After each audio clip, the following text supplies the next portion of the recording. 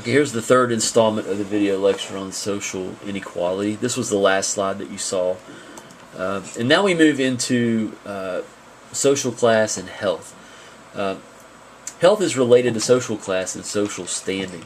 Here's are some facts that make that point.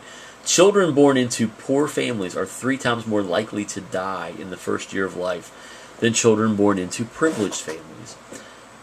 Why is that? Is it just that poor children are just biologically less, suited to survive? Or are there other variables that come into play when we look at poor families? We'll talk about that. Above average income adults are twice as likely to describe their health as excellent than low income people. So why is that? Are low income people just not healthy?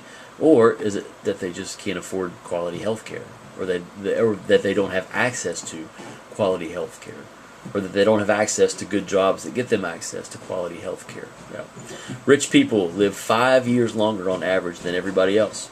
So why? Are they just better than the rest of us? Are they just inherently healthier? Or is it because they have better nutrition? They have access to safer and live in safer and less stressful environments. They can receive and can afford better medical care as well. So sort of some things that make sense. Class and values and attitudes. The old rich have a very strong sense of family history because their wealth is based on generations of inherited wealth. The upper class favor manners and taste. The new rich or the working rich, like we talked about, like professional athletes, movie stars, engage in something called conspicuous consumption. And you're actually going to be watching a video, if you haven't already, that kind of talks about that. If you've seen the show on MTV called Cribs, you have the perfect example here of conspicuous consumption. Conspicuous consumption refers to people who happen into wealth or acquire wealth, and they want to show it off to everybody. Maybe on a television show or to their friends. People who are born into wealth don't know any differently, so they feel no need to show it off. Affluent people with more education that should be more tolerant, it's a little typo there, are more tolerant of controversial issues, such as homosexuality and abortion. Working class people and below are less educated, less college education, and we know that people who are less educated are less likely to be tolerant of controversial behavior. So there are some more relationships there we can talk about. The higher up the social class ladder you are, the more likely you are to be confident, assertive, and successful financially. There are also relationships between social class and family and gender. Lower class families are larger than upper class families. Why is that? In lower classes, you have earlier marriages. Now, I'm not saying that just because someone's married, this means that they're going to start having babies. People have babies when they're not married, obviously. But that's a factor to consider. People start their families earlier because lower class couples get married at younger ages. There's also less birth control and less access to birth control in lower class families. So another reason why we have larger families in the lower class than in the upper class. Working class families encourage children to conform to rules, conventional norms, and to respect authority. Upper class families encourage their children to challenge conventional norms and to challenge authority figures. The more money a family has, the more opportunities for their children and vice versa. And also we know that working class couples tend to divide the domestic responsibilities of the home more evenly, probably out of necessity, because in the working class structure, both parents are probably working all the time to make ends meet. So they probably have to divide and conquer to get everything done. Then those in the upper and in the lower classes. So there's some interesting pieces of information. Social mobility. I said at the beginning of this lecture series that within our class structure, we as individuals have the ability to move up and or down the social class system. Now this is certainly not unique to our country or our culture, but there are other parts of the world where there is not a social class system in place and people have little, if any, ability to move up or down the ladder, if you will. Upward mobility, we have downward mobility. You probably all can think of people that you know who maybe at one time or another were in the lower class, maybe even poor, and they work their way, maybe through college, got a really good job, and now they're doing really well. They're living in the middle class, maybe even the upper middle class, or who knows, maybe they're even in the upper class now. We can also think of people who maybe started off in the middle class, and maybe they fell into some hardship, loss of job, whatever the case may be, and then they fall down the class system or down the ladder, and they're poor for a while or for a long time. So people can move up and down. Now there are two types of social mobility that I want you to know for this unit. There's intra-generational mobility and intergenerational mobility. Intragenerational social mobility refers to a change in social position that occurs during a person's lifetime. So any change for you, for example, you're watching this video, maybe you started out in the middle class. You go to college, you get a degree, you get a fantastic job, and then you climb your way up to the upper middle class, maybe into the lower realms of the upper class.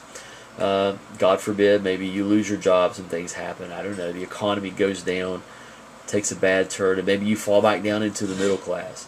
So any change, any movement up or down the ladder within your lifetime is intragenerational. Now, intergenerational mobility, on the other hand, refers to a change, I'm going to shift my camera a bit, in social mobility of children in relation to their parents. So we're looking at one generation to the next now. So think about your parents. Where were they at? My parents were probably squarely in the middle of the class structure. Okay, maybe even a little bit higher than that at times, in my personal example. Now, where do I stand in relation, in my generation, me, in relation to my parents? Am I better off than they are?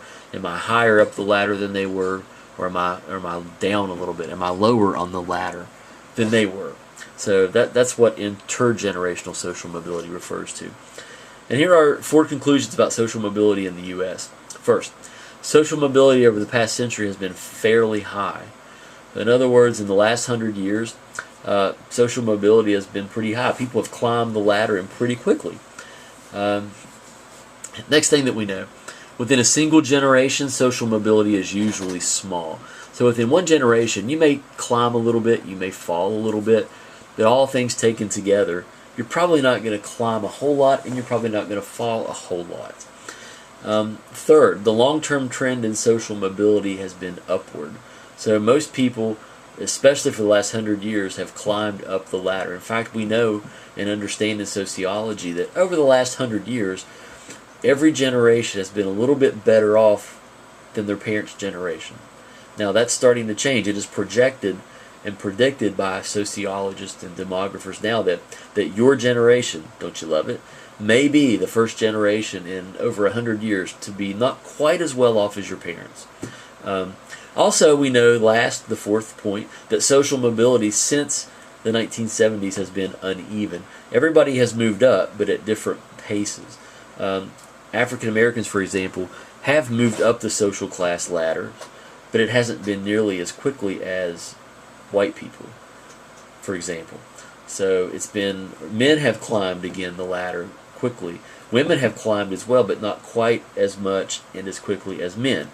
So the upward, the trend is an upward tick, but it's been uneven based on category or group of people in terms of race, ethnicity, or sex.